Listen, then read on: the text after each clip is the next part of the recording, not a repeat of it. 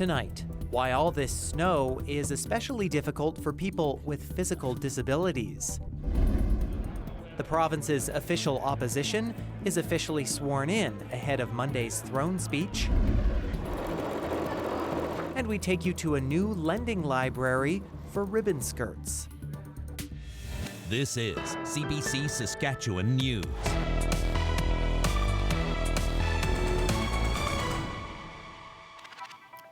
It is Thursday, November 21st, and the CBC Saskatchewan News starts right now. I'm Ethan Williams. Thanks for joining us. Some in our province are still clearing away the snow that fell this week, and for many, getting around in all the snow can be difficult. But for those with physical disabilities, it can be nearly impossible. Laura Sharpaletti has that story. I am having to use a lot of force to try and get my wheels through the snow. For Tasneem Jaizi, getting around in the winter is an uphill battle and dangerous. She has osteogenesis imperfecta, also known as brittle bone disease, and has had more than 100 fractures in her life. This whole street, at least the way it is, will not work. She says the snow and ice cover flaws in the sidewalk and curbs are often invisible. We're very stuck now. Without that visibility, it makes it a lot more challenging, and certainly a fall would be a disastrous situation with my condition, and so it's very risky and it does scare me. Dylan Bordis is a quadriplegic. She says Saskatchewan communities need higher quality, more thorough snow clearing practices for sidewalks, curbs, road crossings, and more. Somebody will try to get out, you'll get out, and then you go to get up, and then there's a pile of snow on your curb cut. I've been in parking lots where they use the accessible stall as the place to dump their snow. Bordis says people with severe disabilities often don't leave their homes in the winter due to safety concerns. Within 6 months of having a spinal cord injury, you're basically osteoporotic anywhere that you are not weight bearing.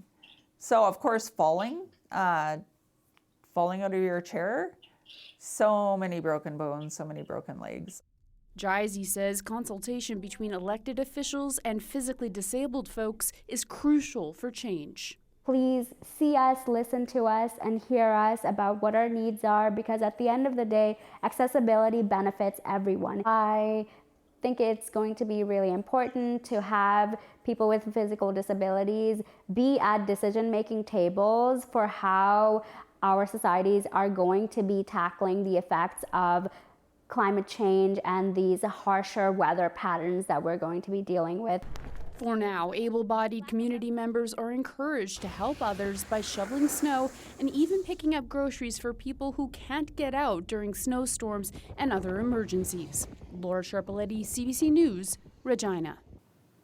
A new operator will be taking over Saskatoon's Lighthouse supported living organization.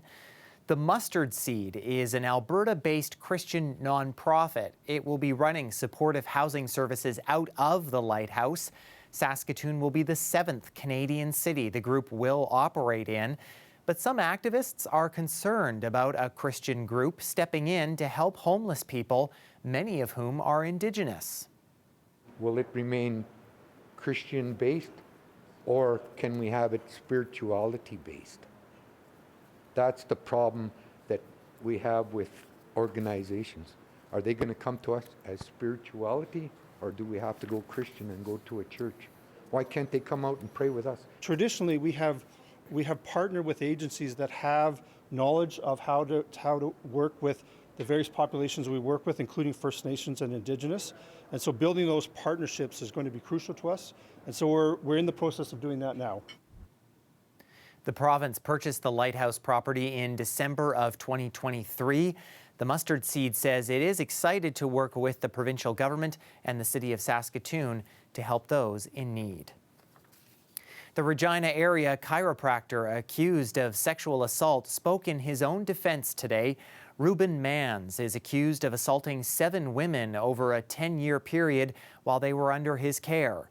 Adam Hunter was in court and has the details. At the start of his testimony, Reuben Mans cried when asked about his children. After a short break, he returned. During the Crown's case, several female witnesses testified that Manns groped or touched their breasts during examinations between 2010 and 2020. Manns spent the majority of Thursday afternoon discussing his training and detailing what kinds of tests and adjustments he performs on patients. He told the court if a patient withdrew consent to any exercise or test, he would stop. He also told the court he would never require a female patient to remove her bra during an exam. Manns also says sometimes skin-on-skin contact was needed to prevent injury and slippage during an exercise. Manns will be back in the witness box on Friday. The defense plans to call another chiropractor to testify who will say that what Manns was performing, these stretches, they were perfectly above board. The trial is expected to last at least another week. Adam Hunter, CBC News, Regina. Opposition MLAs were officially sworn in this afternoon on the floor of the legislature. This following an election that saw the Saskatchewan NDP double its seats. Nearly 300 people, including family, community members, and local leaders, came to support the MLAs. Leader Carr says her new NDP team must focus on the priorities of Saskatchewan people, and they'll demand the provincial government does the same. No, many of these new MLAs have already been taking calls from constituents, concerns about health care, concerns about people not being able to pay their bills, concerns about crime, concerns about the economy, of affordability. Will continue to be out on the road in communities right across this province. As I said, people are looking for change, but also they've told us that we've got more work to do. This is a team that is keen and eager to get in and do that work. The Saskatchewan Party says its MLAs were sworn in this morning, but it was not open to media. Minister of Justice and Attorney General Tim McLeod told reporters the government will introduce legislation it promised during the election campaign. Those bills, which include affordability, will be debated in the spring. Former Saskatchewan Party MLA Greg Lawrence has pleaded guilty to assaulting his wife. Earlier this year, he resigned from the Sask Party caucus after police revealed they were looking into historical complaints. Lawrence was charged with assault and choking. On Wednesday, he pleaded guilty to assault, and the Crown withdrew the choking charge. He was given a conditional discharge and is now on probation for 12 months. After that, Lawrence won't have a criminal record if he abides by court conditions. Lawrence sat as an independent for Moose Jaw Wakamo until the 2024 election. The Prime Minister announced a tax break today just in time for the winter holidays. Justin Trudeau says he'll remove the GST for 2 months from a wide array of products. Here's some of what goes GST-free as of December 14th. 100% of groceries, all groceries. We're going to remove the GST from restaurant meals, takeouts, fast food. Removing the GST from beer and wine. Removing the GST for essentials like kids' clothing, footwear, diapers, and toys. And that's not all. Trudeau says Canadians who worked in 2023 and earned up to $150,000 would also receive a $250 check in the spring. Opposition leader Pierre Poilievre responded by saying Trudeau will do anything to save his job. The Liberals trail the Conservatives by a wide margin in the polls. Here in Regina, people we spoke to were excited to hear about the tax relief and bonus check. It's actually really great because, well, I'm 19 years old, just moved out of home. It helps me a lot, save money, trying to live on my own. It'll help like an immense amount, honestly. Like with 2 small children, like it'll help. It will be very beneficial because I'm like an international student here. So considering the working hour limit of 24 hours per week, so in that aspect, definitely it will help. Well, that's great for especially around Christmas time. It's very hard for a lot of people, and I do some volunteer work with the homeless and that. So yeah, that'll be a nice surprise, and also it'd be nice if it was extended. Greenpeace staged a protest in the driveway of Pierre Poilievre's house in Ottawa today. The environmental group says it was to draw attention to what they call the Conservative leaders' anti-climate agenda.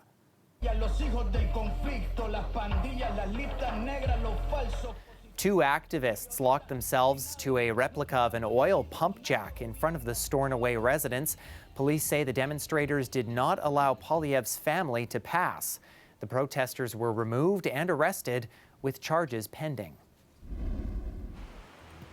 Well, a misty and wintry day in Saskatoon at the Weir along the South Saskatchewan River. The snow and ice, well, they appear to be staying put. The temperatures are not getting any warmer, and there is more snow coming this weekend. I'll have the full forecast after the break.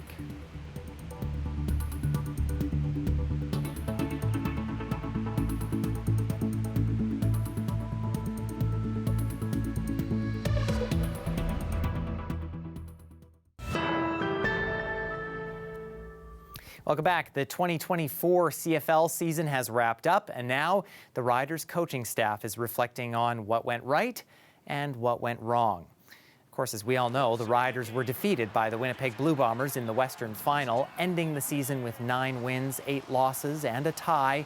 General Manager Jeremy O'Day says it's disappointing the team didn't make the Grey Cup, but he also says there were a lot of positives this year, including head coach Corey Mace and staff for bringing the players together.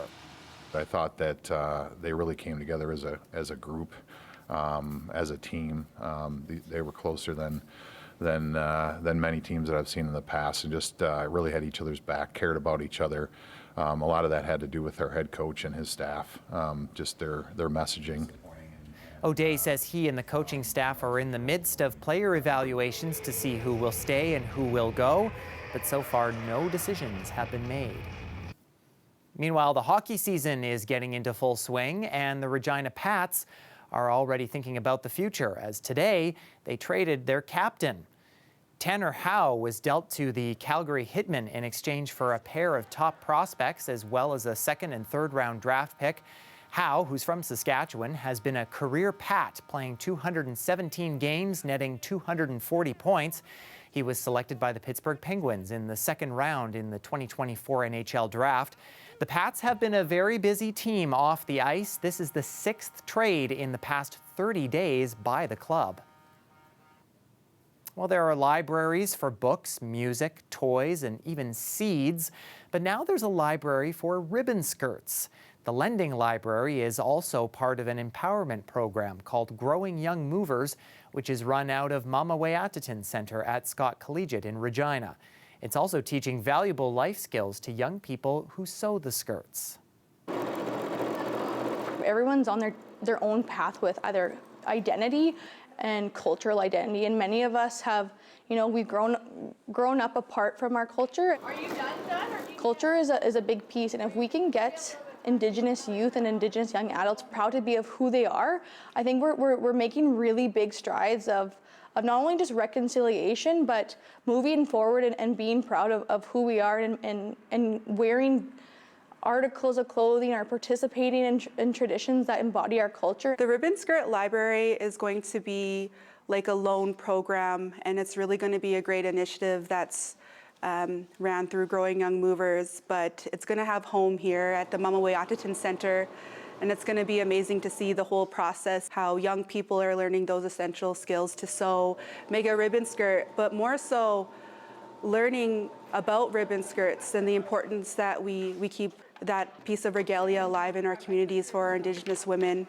Having that piece of respect, just as you would if you went to a Regina Public Library for a book, that we're putting our trust in you to bring our item back in the condition that you took it, and then for more and more community members to be able to enjoy that same piece and represent that same embodiment of culture that you had the experience to do. We want to continue that. Just recently, my sewing machine broke, and I had material at home and I had no machine, so Brian was telling us that we were going to be making skirts and that we were going to be able to take them home.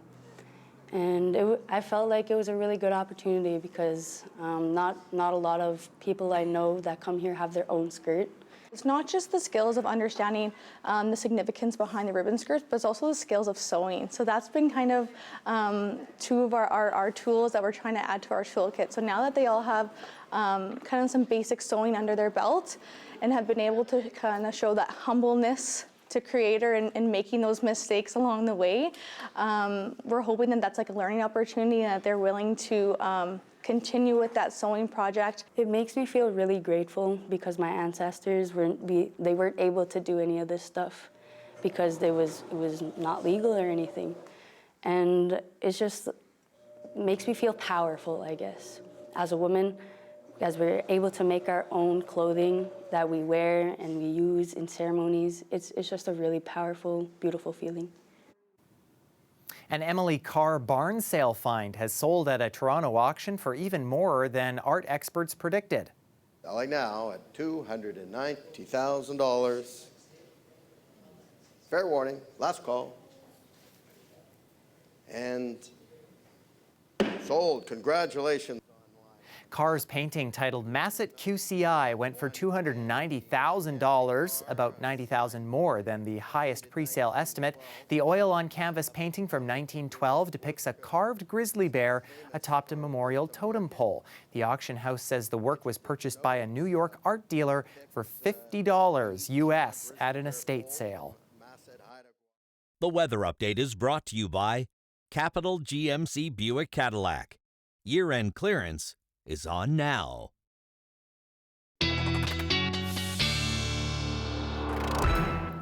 Well, you saw the cloudy and snowy day in Saskatoon a bit earlier, and that is continuing through the evening hours as we're still seeing snow falling along the city and, well, in the city and outside of the city and in a lot of the province, including in northern Saskatchewan, where as we look at our watch warning map, you can still see snowfall warnings in effect for Key and Cree Lake and Wollaston Lake areas, likely through the night and into Friday morning.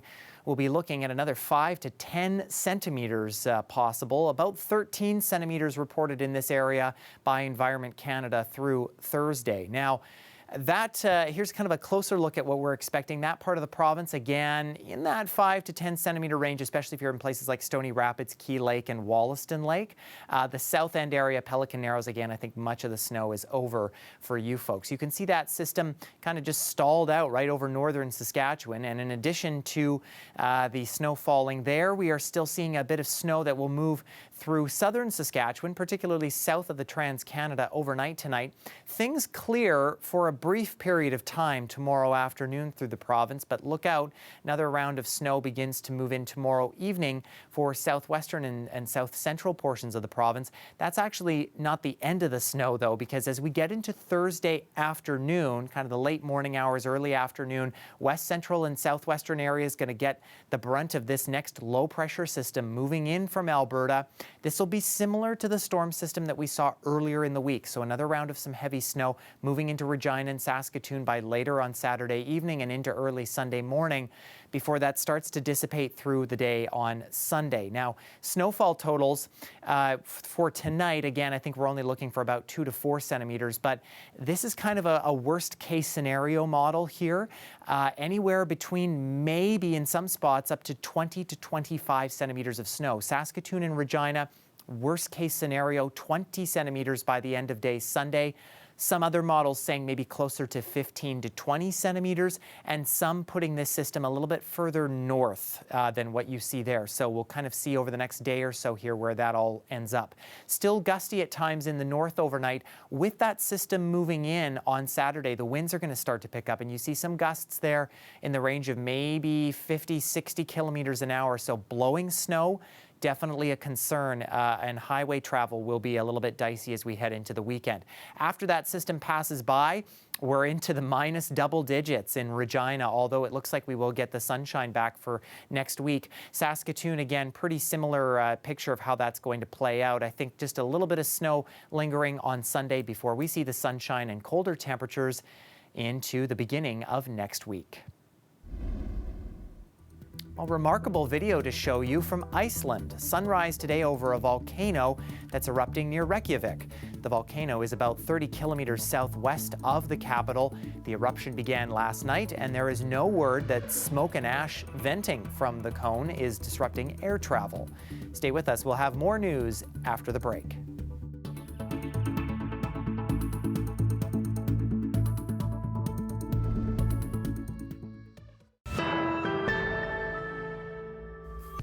Massive cleanup efforts are underway in parts of British Columbia.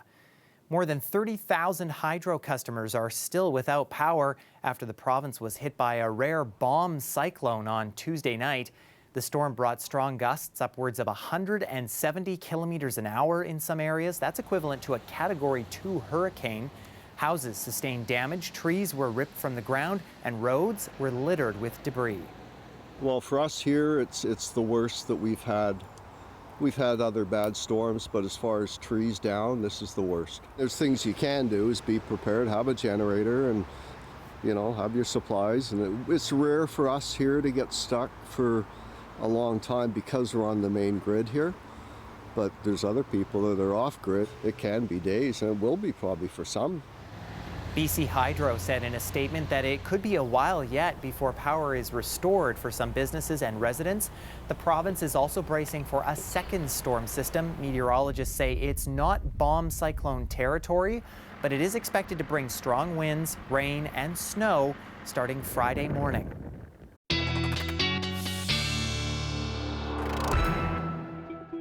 And we'll get some snow of our own overnight, especially into southern portions of the province, and not going to be anything like they're seeing in BC, thankfully. Temperatures generally for south and central tonight in between -10 and -15. And again, I think it's probably a better chance if you're south of the Trans-Canada that we're going to be seeing that snow moving through. Again, another 5 to 10 centimeters for far northern Saskatchewan tonight, but for the Churchill region, it's just mostly cloudy with a chance of flurries. And we'll see that by Friday morning, that system is starting to dissipate in northern sections of the province, though still going to be left with mostly cloudy skies, maybe a few breaks of sun closer to the northern border of the province.